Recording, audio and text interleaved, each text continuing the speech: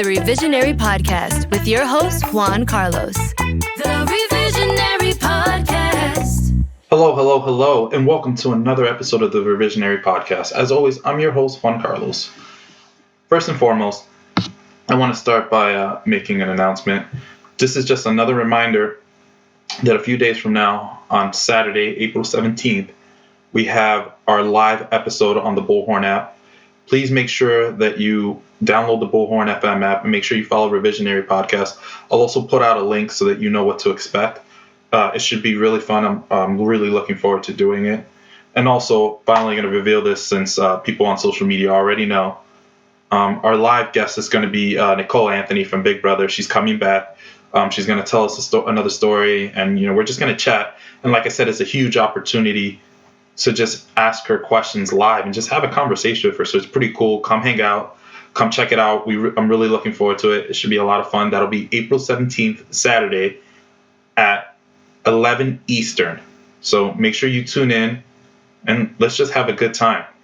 Also, I want to take a time out and just acknowledge some of the things that have been going on. Last week we lost Earl Simmons, DMX, and I just want to acknowledge that on this podcast.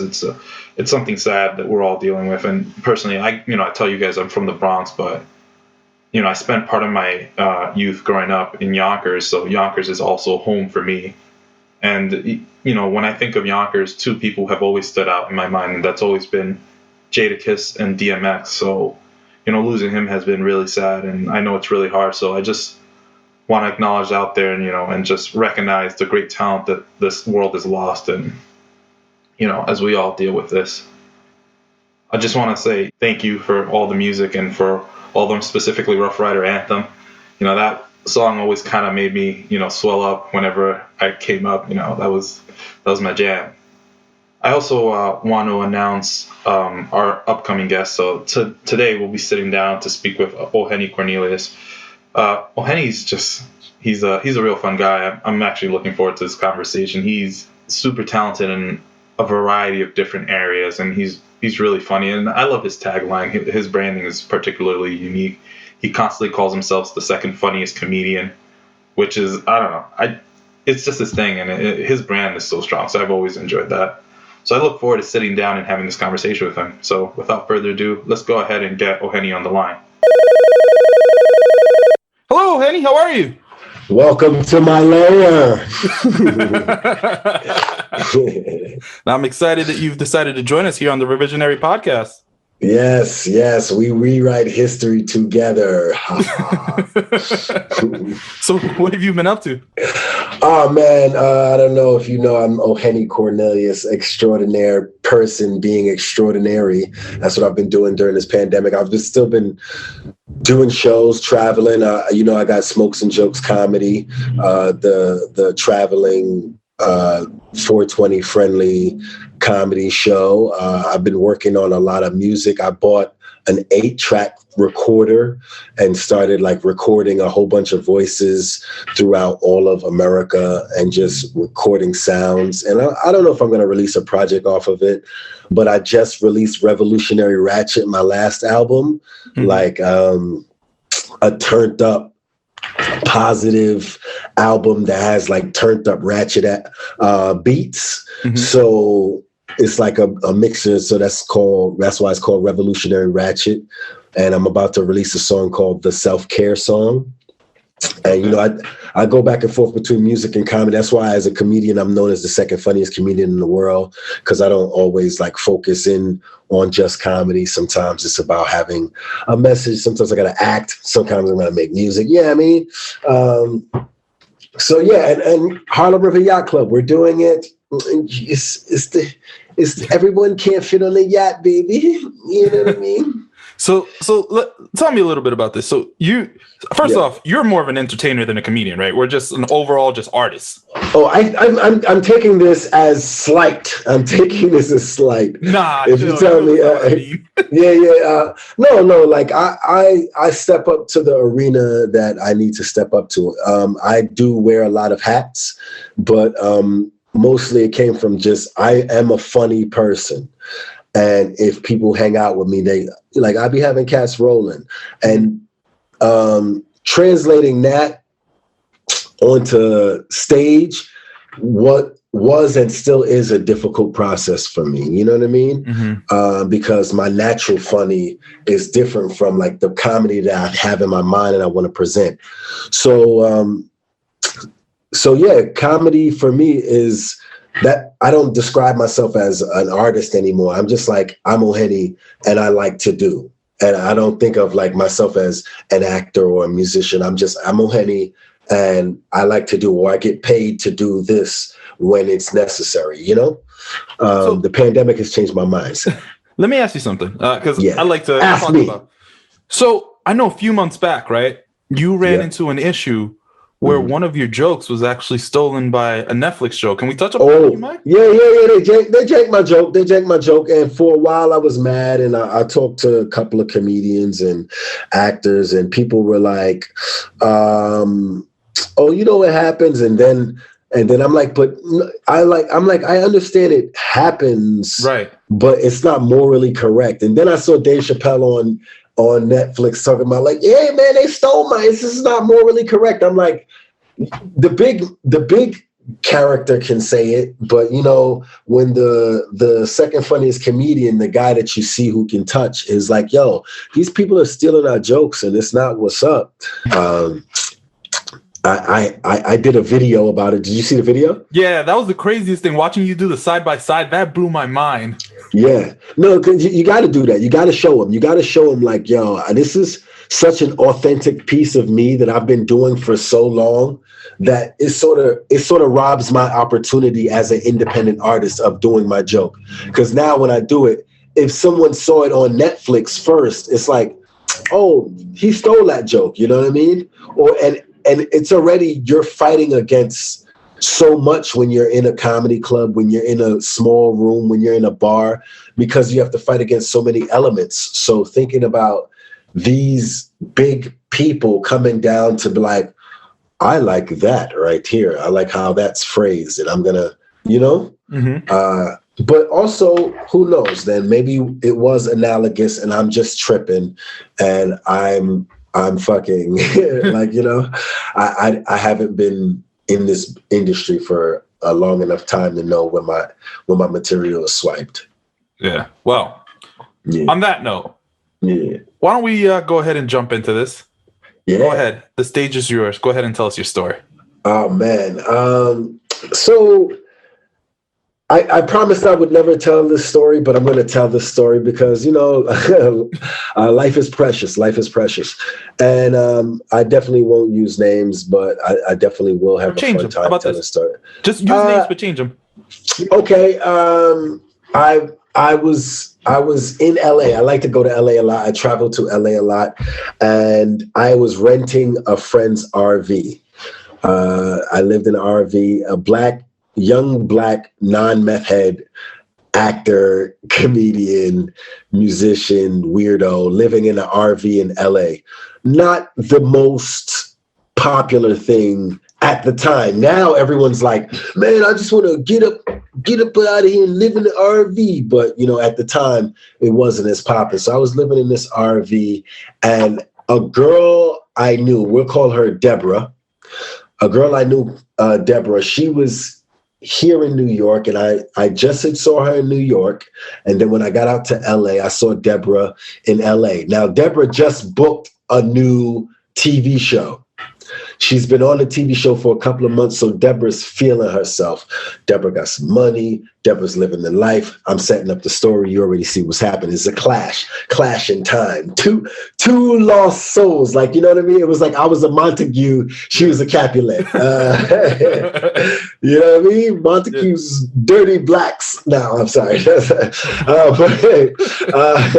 But so we're at this popular black club in LA, and she's hanging out with someone that saw me work as an artist. Now I'm more of, again, I'm even in the acting field, I'm less popular amongst the people, and people just know me. Like, you know what I mean? The other artists know me for my work. So the girl comes in and she's like, I'm gonna call this other girl Sarah. So Sarah fine. Sarah is fine. And Deborah is also fine. But Deborah's now they're both on working on the same show.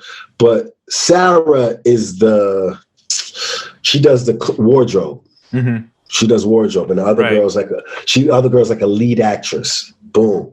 So I'm chatting, blah, blah, blah. I got some energy going with Deborah, and Sarah's like, here's a picture of you on a project I worked on all of these years ago. I was like, oh, word, let me see that. Mm-hmm. So I had chemistry with Sarah, really. That was really like the big energy. But Deborah was popping, and I had saw her a couple of times. So, of course, I'm like, let me chat with Deborah. Boom, boom. We mix it up. We getting mixy. We in there drinking drinks, dancing. Hola, hola, eh. I don't know if you know that track, but that's what it was. You know what I mean? Right. This might have been about the time Future Mask Off came out. And shout out to Future for actually living up to his name.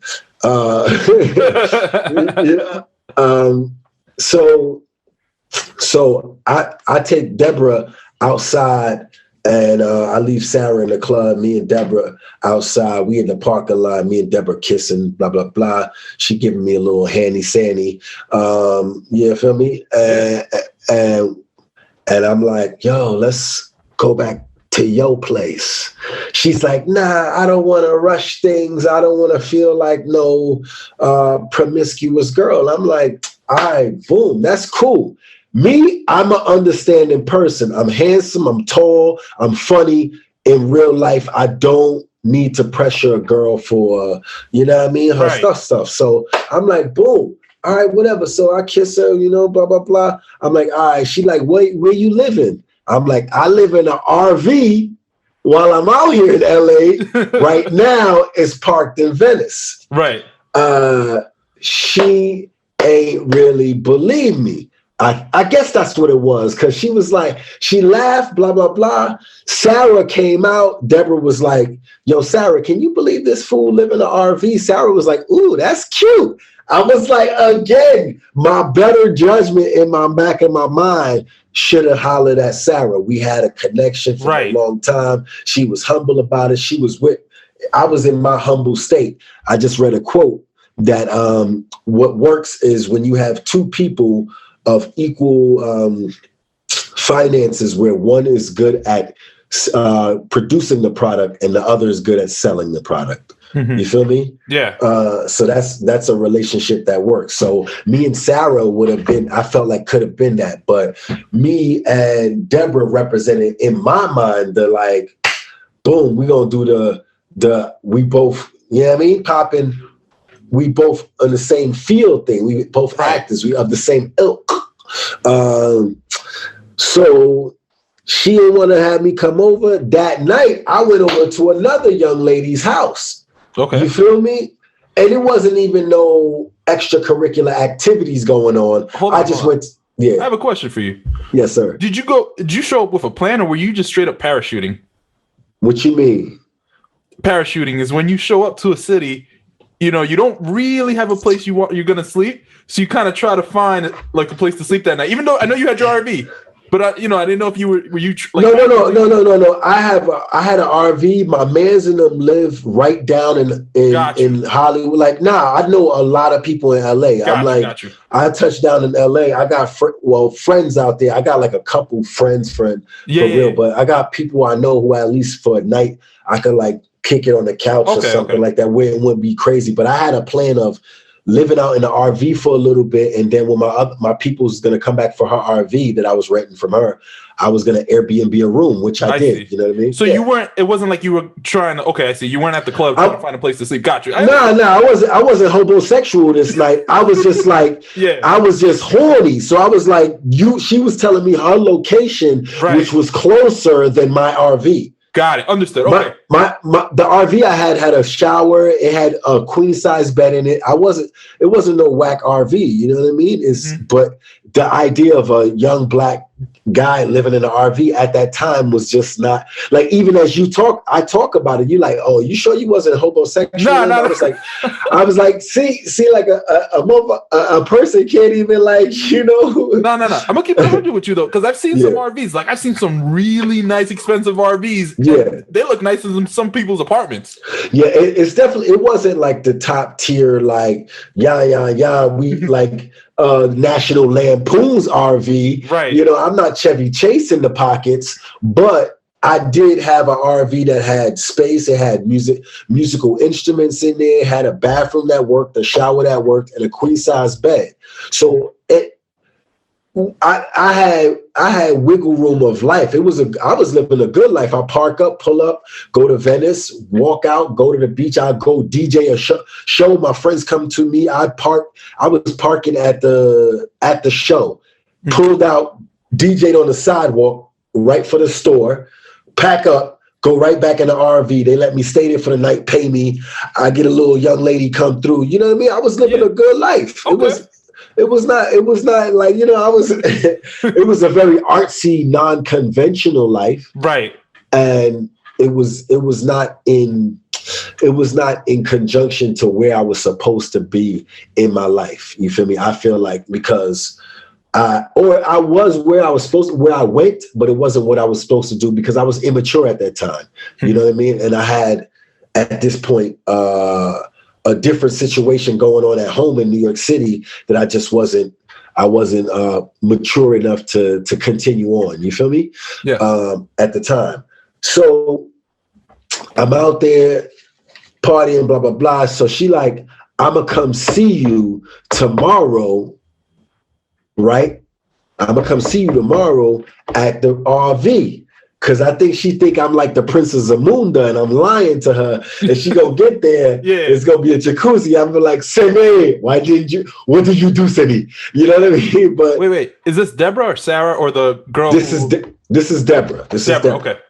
So I goes to my friend's house. Again, this is just a young lady who's a friend of mine. We didn't do any extracurricular activities. But this is a third young lady, like this is a third young lady who's she's Gabby. Whatever. She's just my friend. Gotcha. I'm just giving you this instance because this explains the rest of the story. I did not go back to the RV.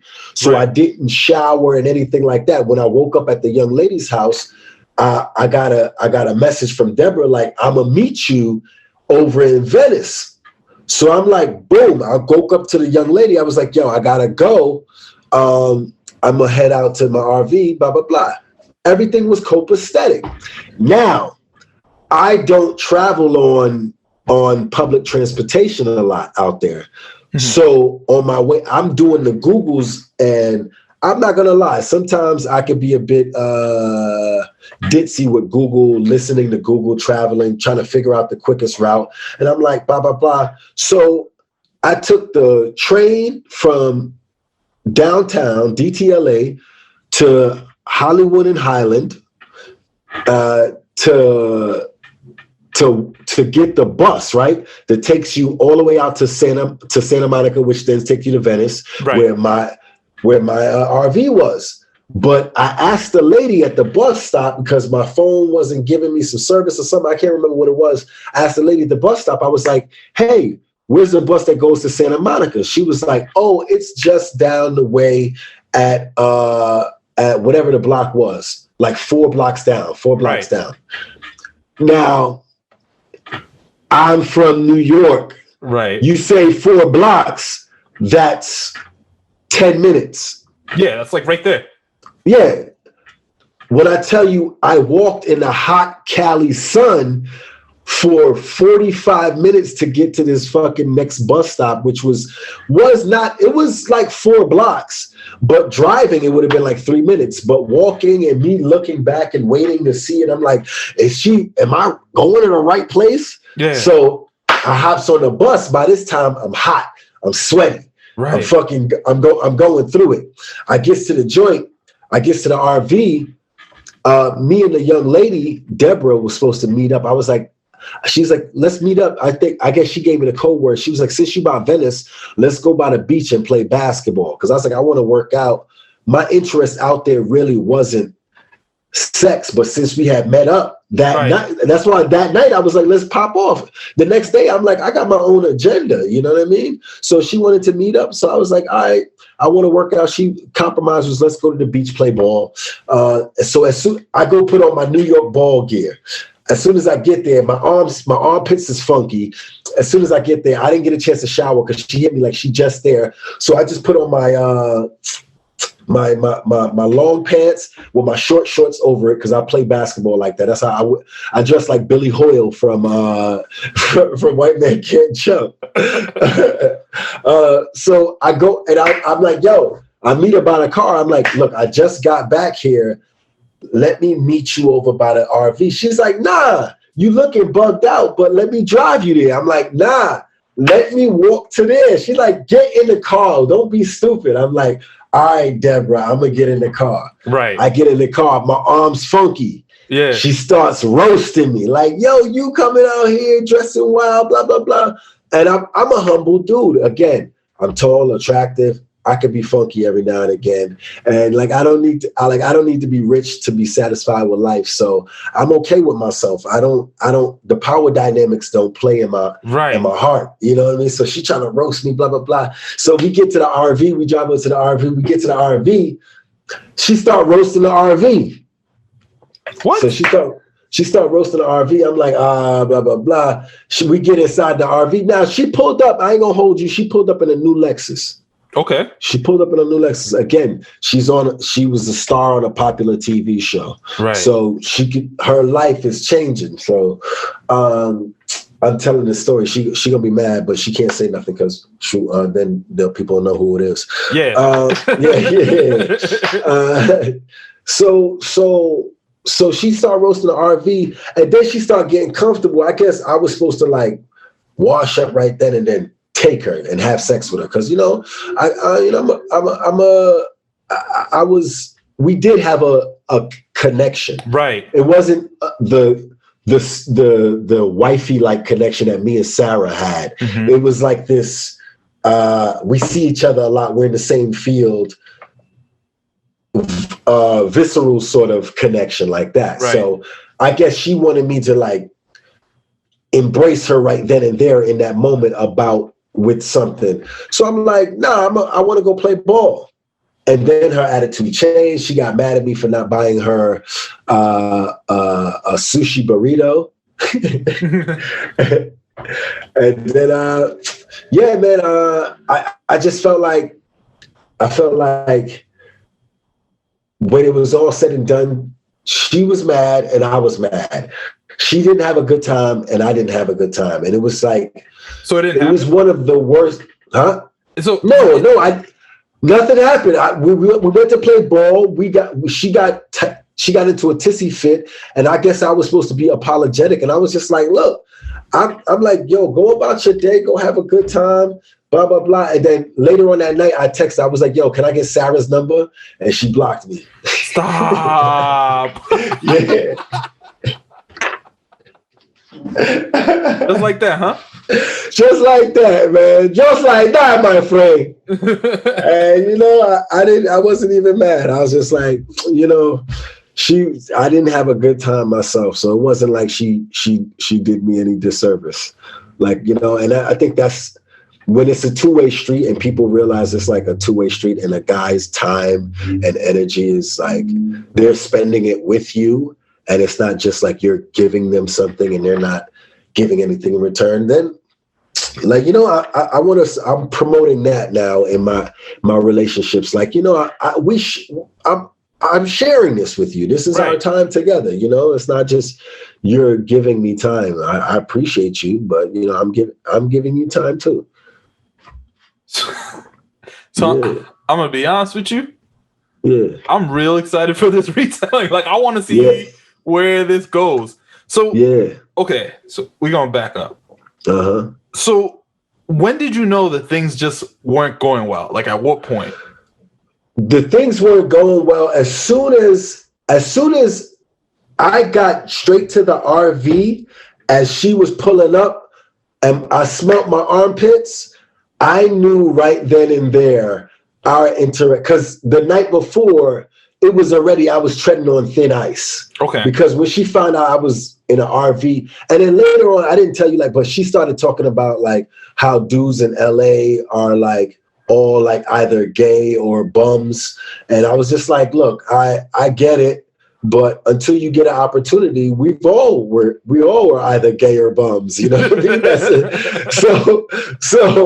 So that's like it to me. It felt like she got an opportunity and now forgot the ebb and flow. Yeah, the hustle and the ebb and flow of life. Right, so because I was came to a humble, like, you know, I'm in an RV, blah blah blah. So when she got there and she pulled up and I was like, damn, I'm funky and it's the RV, and I know already she got some apprehensions about the RV because I'm about to clap these cheeks. She know it, like she felt it from the night before, like, you know.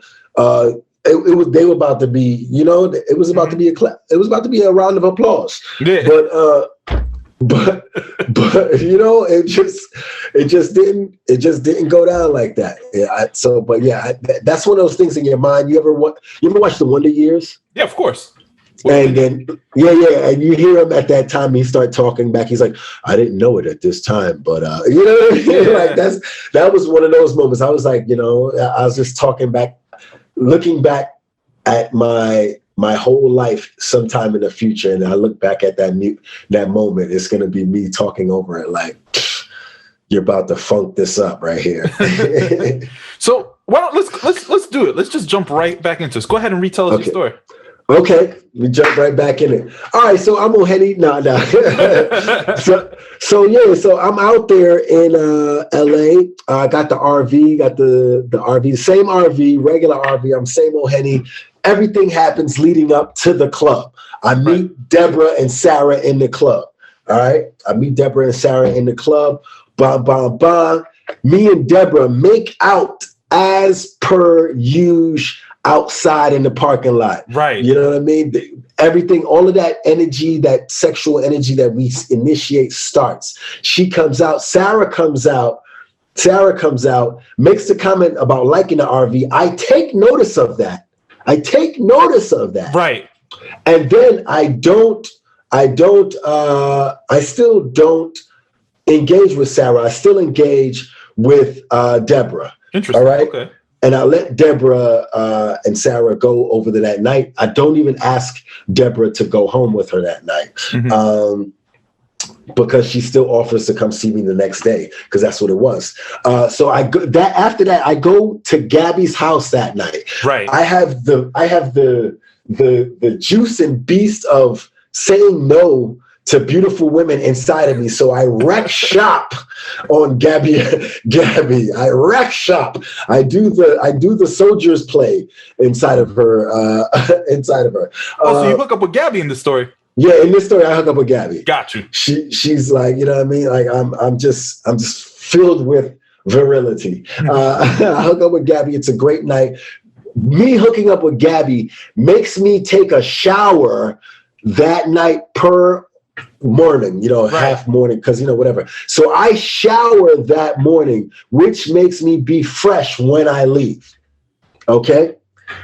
I still get lost. Mm-hmm. I still get lost. All of that happens. I still get lost. I travel out. When Deborah pulls up to Venice I'm fresh. Mm-hmm. I'm still dressed weird, but my armpits are fresh. Right. All right. So me and Deborah have a decent time. It's not okay. I clap those cheeks. Clap the heck out of those cheeks. Right. They get, you know what I mean? Stadium applause. Everybody standing. Ovation. You know what I mean? But me and Deborah realize that we just give off not that kind of energy. And to actually further our sexual endeavors would be toxic. So she suggests, because Sarah digs my style, they suggest, both of them agree, that Sarah and I should date.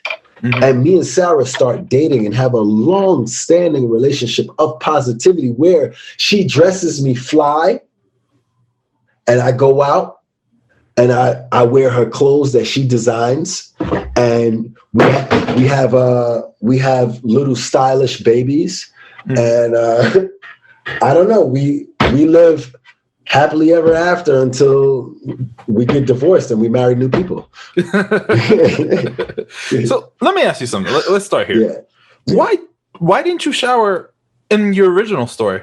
Like, I get that, like, because nothing happened.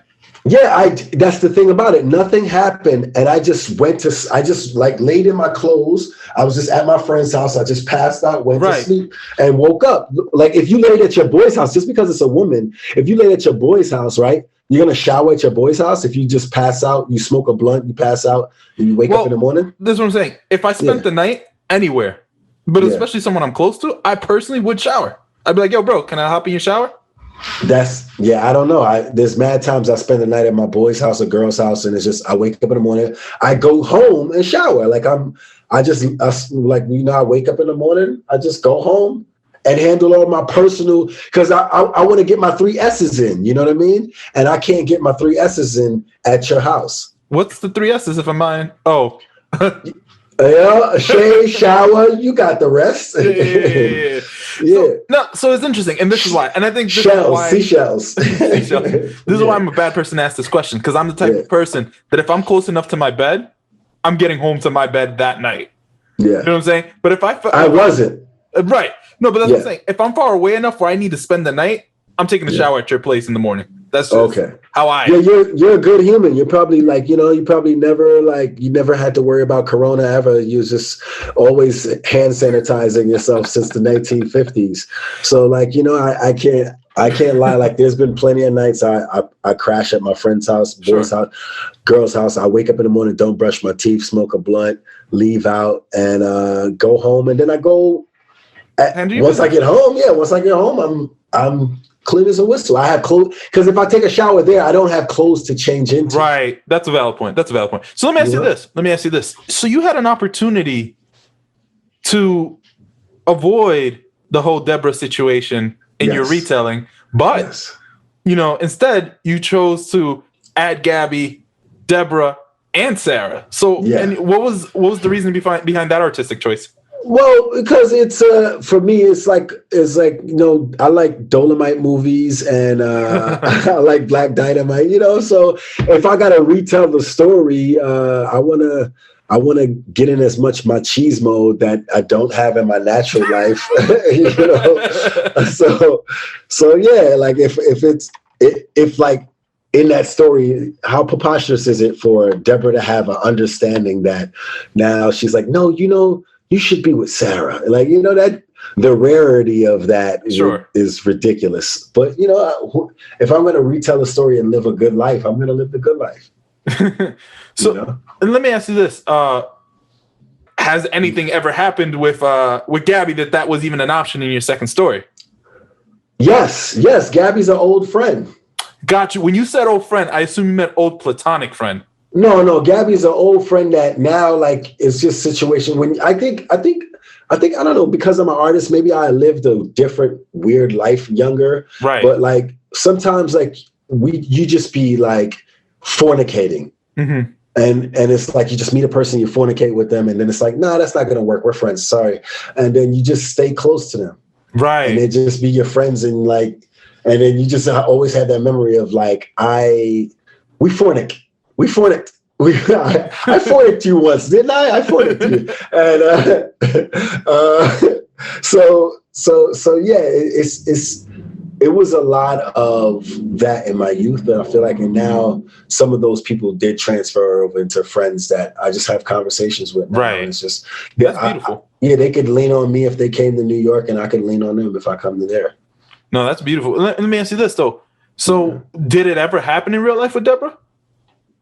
Or did you just blow it completely? I blew it completely. I blew it. I was the worst, and I deserved to blow it. Like I wasn't prepared. I didn't have everything, and I should have at least blew it with Sarah.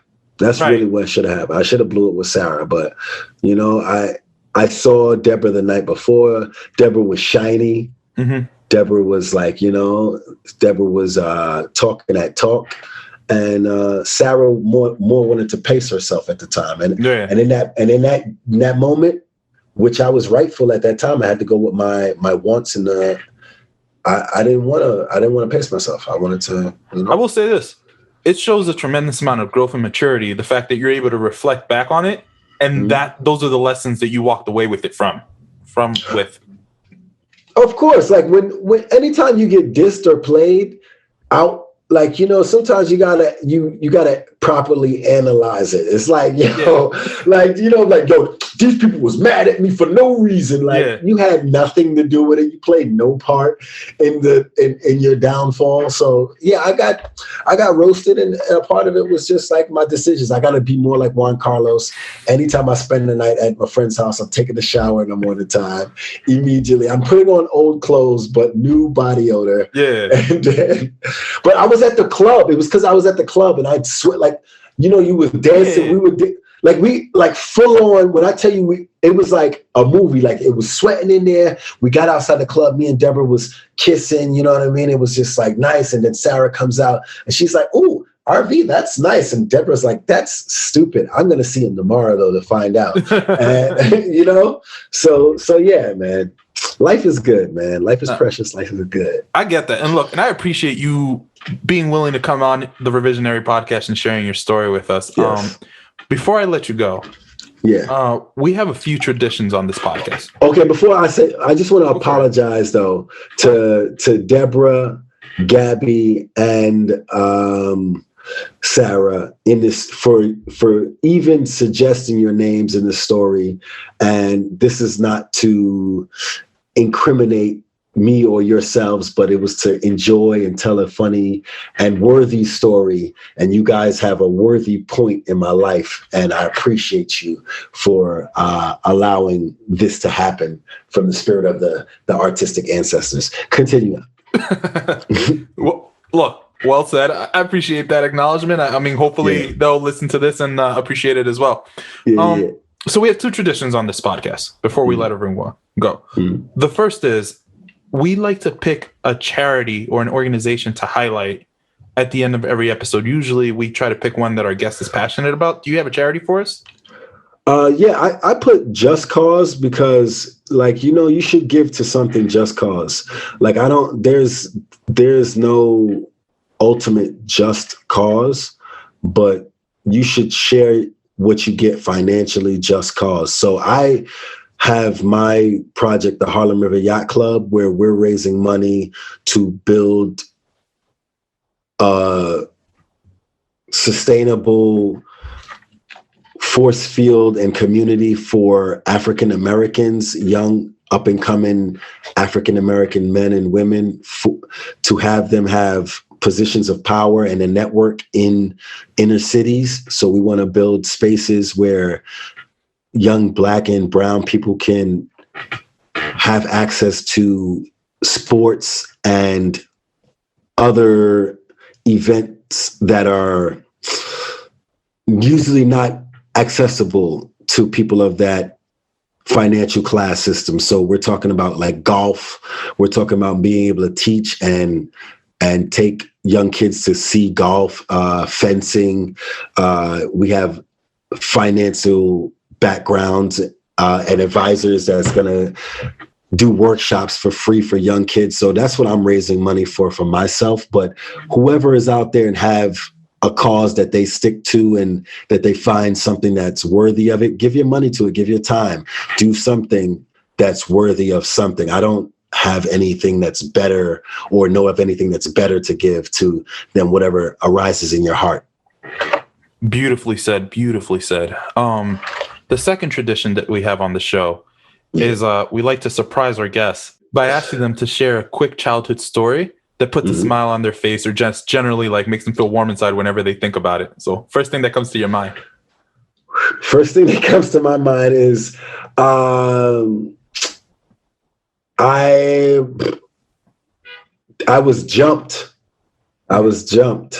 Okay. By two I was jumped by two young girls as a young kid, and it was crazy. Two young girls jumped me. I don't remember why it happened, but I was actually in the right. And my mom wanted an apology from the girls' mothers. And the girl's mother got an attitude. She refused to apologize. And my mother was just like, I just want an apology. It's not something tough to ask for. And again, in this scenario, the girls was just, maybe they were rough playing, whatever it was, blah, blah, blah. The lady got out of pocket with my mother, and my mother decided to lend her some fisticuffs. and when I tell you, it was some of the best boxing I've ever seen in my life, between and it was just funny because my mother literally had fisticuffs like this and just tap, tap, tap, tap. For those of you guys who are listening along and can't watch the video, Ohene just did the old school, when the guy puts both their fists up, but they're the old timey, the old timey